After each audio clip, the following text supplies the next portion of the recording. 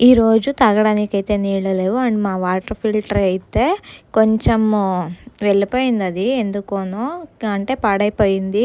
దానికోసం నేను మధ్యాహ్నంకెళ్ళి నూడిల్స్ అయితే తెచ్చుకొని తింటా ఉన్నాము. లేకపోయింటే నేను ఇంట్లోనే చేస్తుంటే ఏదైనా ఒక రెసిపీ. ఈరోజు కేక్ చేద్దామని అయితే అనుకుంటే సండే కదా, ఇంట్లో ఉంటే నేను నా కూతురు ఏదైనా ఒకటి అడుగుతూ ఉంటుంది, ఏదైనా చేసియండి మమ్మీ అని.